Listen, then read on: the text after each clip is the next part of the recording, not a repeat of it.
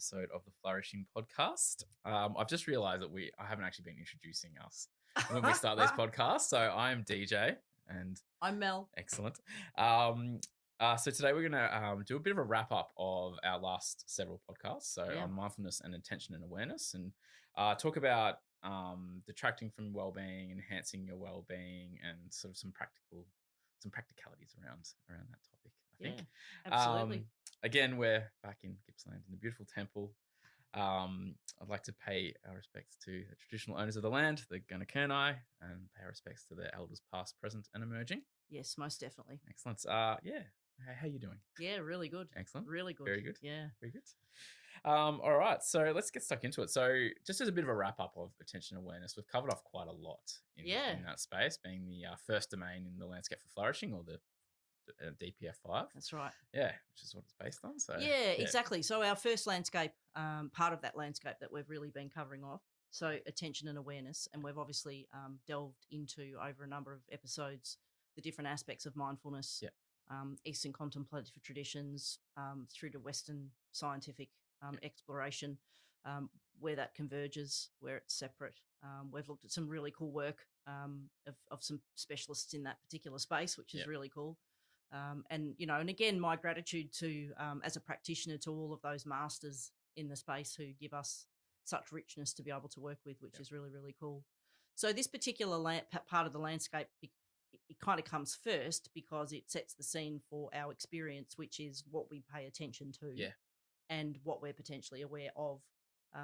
And I think we might have even started off with a favourite of mine of William James, our life is constructed of what we pay attention to. So, and of course, when we're talking about flourishing, we're talking about, as a reminder, flourishing is moments. Yep. Flourishing isn't a state of being that we experience all the time. Yep.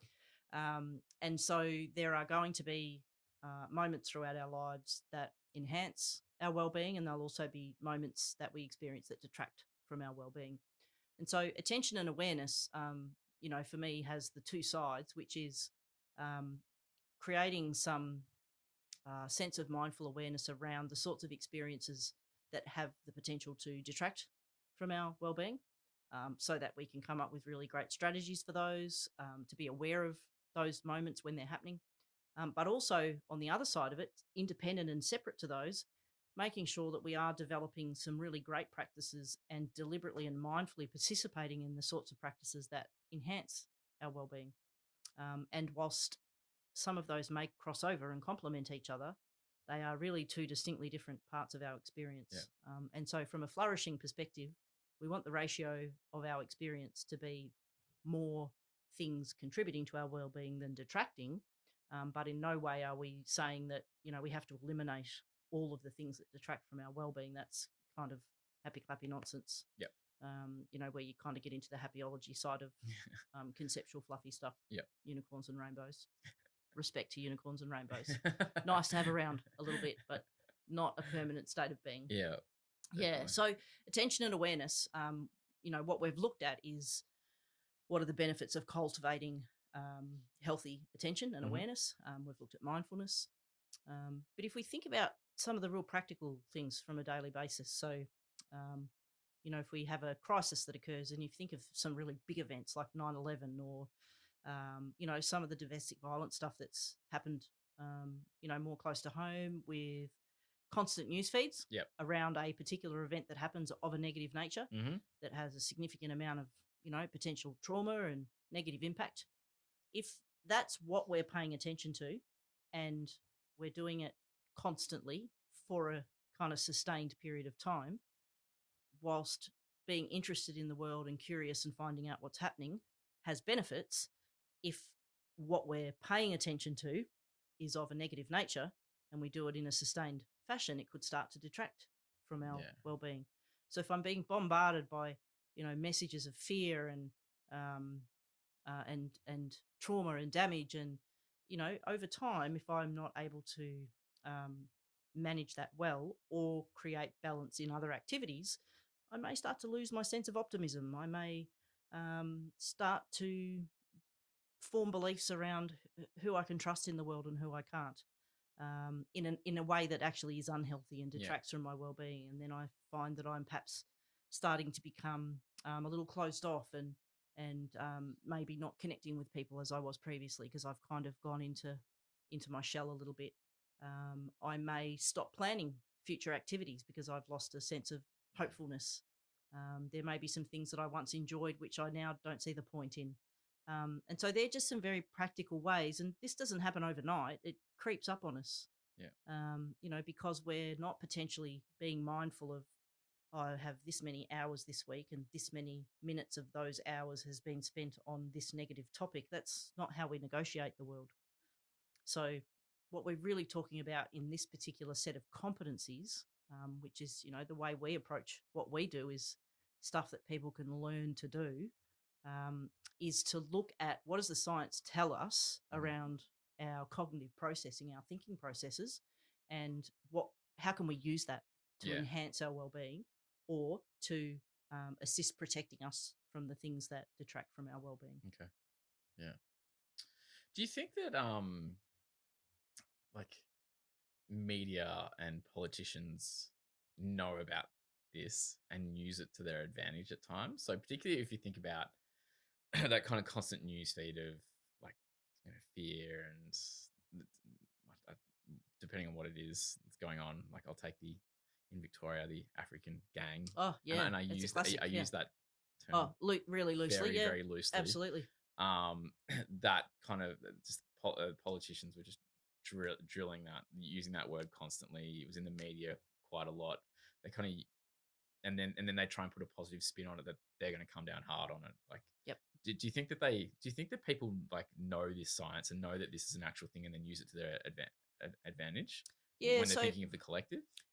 I think possibly advisors in the space are probably a bit closer to the science than I would imagine the politicians themselves. And I think, that's no different than marketing. Marketing uses ways of manipulating our thought processes to get us to buy more of something or to buy less of something else. Those thoughts are at play all the time. But I think what's really interesting is, and this is the human condition allows us to, no question, be influenced. But if the message goes a little bit too far, then we can actually see a bit of a correction where people just come out and say, hang on a minute, I think you're taking the mickey now. Yeah. It can't possibly be that bad. And I think, thinking about the refugee situation, years back when refugees were put in the spotlight, it worked, no question. Now, not working so much. Yeah. Why? Because there's a bit more awareness around the issue. Yeah. People are motivated to find out whether or not the stuff that they've been told is as accurate or true or as bad as they thought, or they've potentially had experiences since something's been presented to them that are contrary to that message. So they've now had a correction and a balance. And so, just even thinking about some of the work that we've talked about over the last number of episodes, those concepts that we've talked about are in play. So you think about some of Alan Langer's stuff around categories, right? So if I have a category that African gangs or dark people from that part of the world are dangerous, right? That's a category. Yeah. Now, I will potentially mindlessly play into that and potentially cross the road if I see someone on a street, or being more nervous around someone at a station, like a train station, who's of that appearance. Okay. Now, that category is going to remain for as long as I don't interact mindfully with that category and the thought process that sits behind it. Okay. But let's say that I do question, I get curious, I find out, I meet someone, I've perhaps never met someone who is of that appearance. And they're the sorts of terms that I've got in my head until I actually meet them, realize they're a human being, actually just like me, doing their best in the world. And there are, bad apples in every group of every bag, regardless of how you want to label the bag. And it turns out that actually that category is flawed or no longer suitable, and I create a new category. So those are the sorts of things which, yes, are at play all the time. Flourishing is about building the capacity to be able to be mindful more often, so that I potentially am less impacted by that rhetoric or by that dialogue. Yeah. Okay. Yeah. Yeah. No question it's at play. No question. Yeah. Yeah. had that thought and just like, Yeah. maybe it sort of comes into play sort of a bit more maliciously than what I probably thought in the past. But yeah. Yeah. Oh, look, I think are there times when it's used deliberately? Absolutely. And I don't think that's going to change. But what we can do is build better capabilities in our humans to be able to listen to those messages, be open, Yeah. and imagine that there are multiple categories that those messages could potentially be placed in, rather than just forming one and mindlessly going with that. Yep. Okay.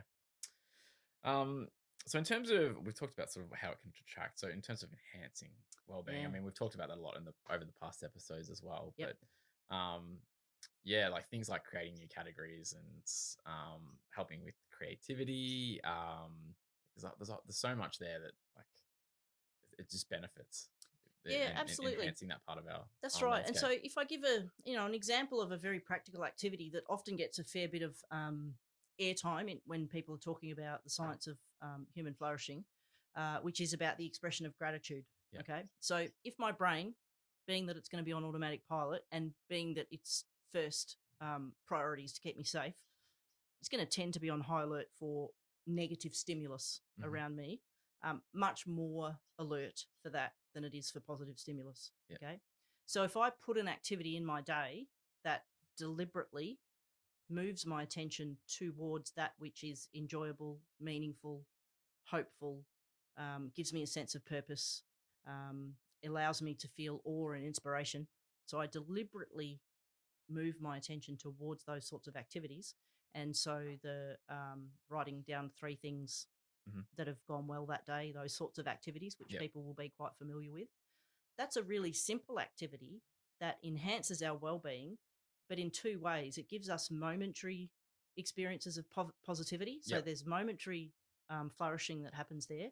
But over time, we develop a habit, and habits are awesome because they're automatic. Yep. If they're good, they're awesome.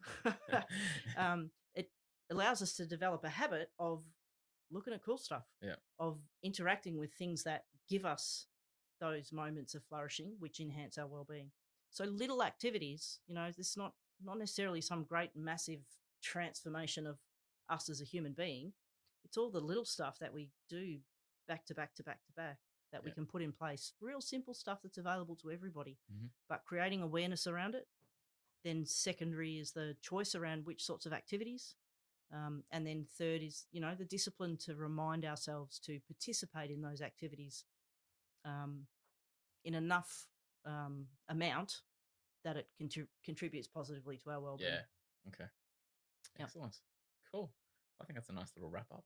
Yeah, it's been a really cool, opportunity to explore that domain. Yep. And very much looking forward to exploring our next domain, which is coping and comprehension. Yep. Yeah, Excellent. so can't wait to get stuck into that. There's a lot to unpack there as well. There certainly is, and some great masters that have done some incredible work in that space as well, which we'll be able to unpack and chew on and get the most out of. Be fantastic. Absolutely. Yeah.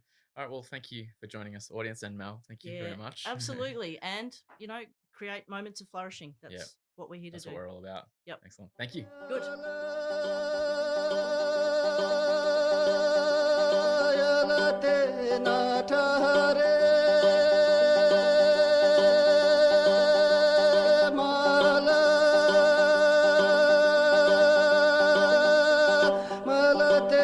Nacho